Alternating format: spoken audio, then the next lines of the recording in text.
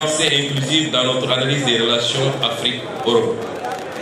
Trop souvent, les discours simplistes occultent la richesse des interactions passées et présentes entre nos continents.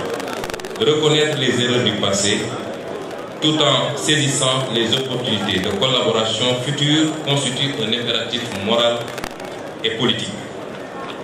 Nous devons également faire preuve de clairvoyance face aux défis contemporains qui jalonnent nos échanges intercontinentaux.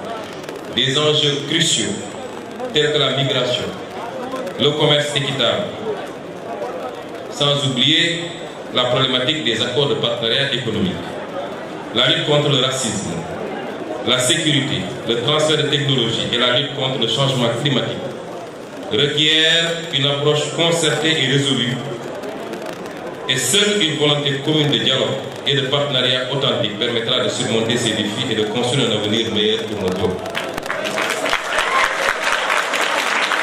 Cela, Monsieur le Président, suppose un dialogue franc, fondé sur le respect mutuel et la reconnaissance des aspirations légitimes de chaque nation à la souveraineté et au développement durable. Je tiens à saluer la présence distinguée de cette délégation de la France insoumise sous votre direction. Messieurs, Mesdames, nous sommes les architectes de notre destin commun. Ensemble, nous avons le pouvoir de bâtir un avenir où les relations entre l'Afrique et l'Europe seront fondées sur la justice, la solidarité et le respect mutuel.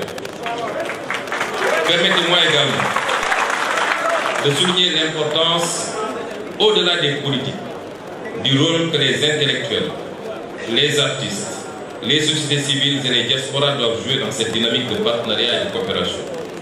Les intellectuels, en tant que gardiens du savoir et de la pensée critique, ont la responsabilité de stimuler les débats et de proposer des idées novatrices pour façonner un avenir commun. Les artistes, par leur créativité et leur expression, ont le pouvoir unique de transcender les frontières et de créer des ponts entre les cultures. Leur art peut servir de langage universel pour promouvoir la compréhension mutuelle et encourager l'empathie entre les peuples africains et européens. Les sociétés civiles, en tant que voix de la conscience collective, sont les garantes des droits humains, de la justice sociale et de la démocratie. Leur engagement actif peut contribuer à renforcer la transparence et la responsabilité dans les processus décisionnels, garantissant ainsi que les intérêts des citoyens sont au cœur des relations Afrique-Europe. Enfin, les diasporas africaines, en Europe comme ailleurs, constituent des ponts vivants entre nos continents. Leur contribution économique, culturelle, sociale offre des opportunités uniques de renforcer les liens entre nos sociétés. Ensemble, nous pouvons construire un avenir où la coopération, le respect mutuel et la solidarité sont les maîtres mots de nos relations. Cela nécessite un engagement collectif et une volonté inébranlable de travailler ensemble pour relever les défis communs et saisir les opportunités qui se présentent. Ceci dit, les relations entre l'Europe et l'Afrique, les relations entre la France et l'Afrique, particulièrement celles entre la France et le Sénégal. Parce que quand on parle des relations entre les pays qui avaient été colonisés par la France, quand il est question de relations avec l'Europe, il faut beaucoup plus sous-entendre les relations avec la France qui continue à être un écran et une croix, une piste de transmission sur toute l'Europe ou tout le reste de l'Europe, y compris dans les instances européennes.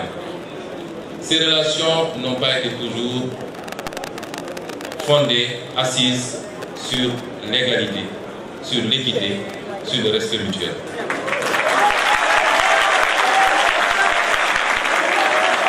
Ces relations jusque-là ont été des relations léonines au détriment des Africains et du continent africain.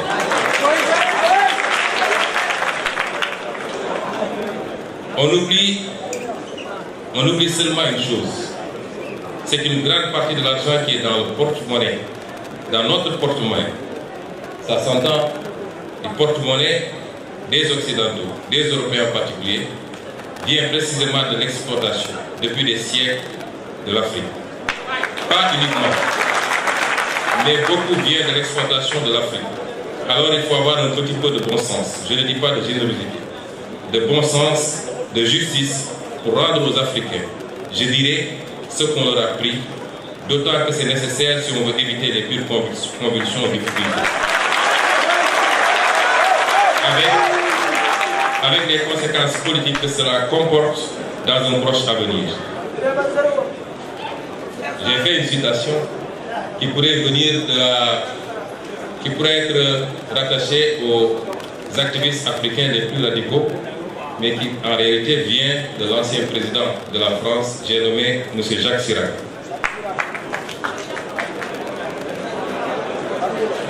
Ça étonne plus d'un, et je crois que M. le Président Mélenchon lui-même n'en est pas informé.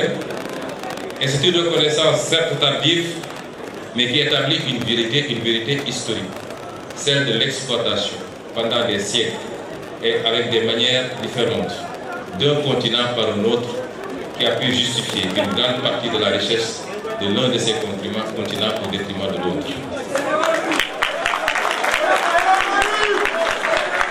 Les relations entre l'Occident et l'Afrique, évidemment, sont faites de plusieurs siècles d'histoire, d'une singulière ambivalence. Celle entre la France et le Sénégal n'en déroge pas. Les péripéties de ces relations à travers le temps ont abouti à des sentiments faits d'amour et de désamour, de fierté et de culpabilité, de crédulité et de scepticisme, sentiments qui se manifestent et s'expriment variablement selon les époques et les contextes. Elle se singularise depuis quelque temps par ce qui est qualifié par certains de sentiments anti-occidental ou de sentiments anti-français, exprimés par une large frange des opinions publiques africaines. Cet état de fait souvent imputé par la majorité de l'élite dirigeante, je précise bien, une majorité de l'élite dirigeante. Vous n'en faites pas partie, évidemment.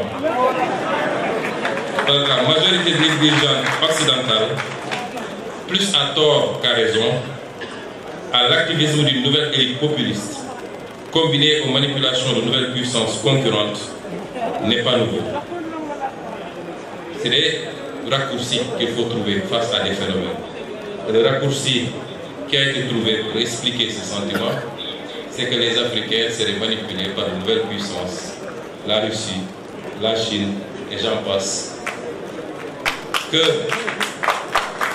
Qu'il est né aujourd'hui sur le continent de nouvelles élites politiques, populistes, qui manipulent les masses et particulièrement la jeunesse. Et ce raisonnement infantilisant ne correspond pas à la réalité.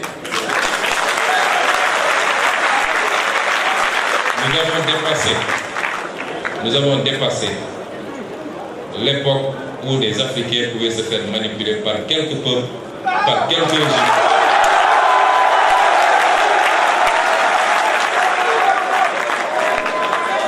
Et ce sentiment qui se manifeste aujourd'hui, c'est toujours manifesté des indépendances à maintenant. Chaque génération a connu son lot de militants, porteurs du même discours, désapprobateurs du caractère volontairement léoné et destructeur pour l'Afrique, de ces relations avec le reste du monde et particulièrement avec l'Europe. Ce qui est par contre nouveau, et nous l'admettons, c'est l'ampleur qu'ont pris ces idées auprès des masses africaines, nourries entre autres par les échecs des élites gouvernantes africaines souvent corrompues et les relations ambiguës que l'Europe entretient avec elles, les menaces sécuritaires, l'apparition de nouvelles opportunités de coopération, mais évidemment l'effet multiplicateur des réseaux sociaux. Aujourd'hui, l'Afrique, la majorité de ses élites, sa jeunesse, sa diaspora et ses masses populaires ont beaucoup évolué. L'Occident l'a-t-il suffisamment compris? Ou est-il encore figé dans une version focardienne de ces relations avec l'Afrique?